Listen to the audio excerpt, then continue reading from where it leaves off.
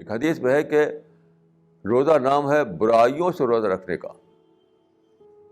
روزہ نام ہے برائیوں سے روزہ رکھنے کا.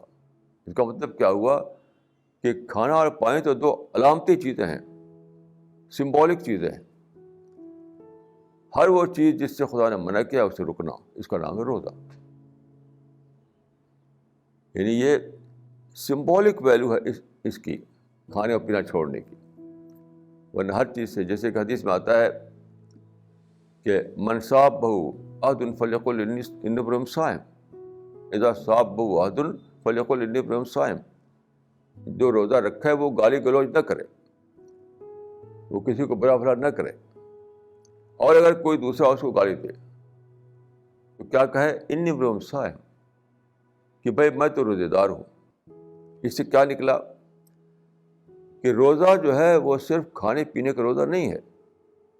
روزے میں یہ بھی شامل ہے کہ آدمی بدگوئی نہ کرے, وہ گالی گلوچ نہ کرے, وہ انتقام نہ لے, کسی کے خلاف نگیٹو فیلنگ اپنے اندر نہ پیدا کرے. اس سے بھی بچنا ہے, اس سے بھی روزہ رکھ لینا ہے. تو گویا کہ روزہ کور کرتا ہے ہماری پوری زندگی کو, پوری لائف کو, ہماری ساری ایکٹیویٹیز کو. تو روزہ کیا ہے, وہ تقویٰ کی ٹریننگ ہے. سمبولک وے میں ہمیں کھانا اور پینا چھڑایا جاتا ہے, لیکن مقصد کیا ہے کہ ہر اعتبار سے آپ یہی اسپرٹ لے کر دنیا میں رہیں. تقویٰ کی اسپرٹ جو ہے آپ کی پوری زندگی میں شامل ہو جائے.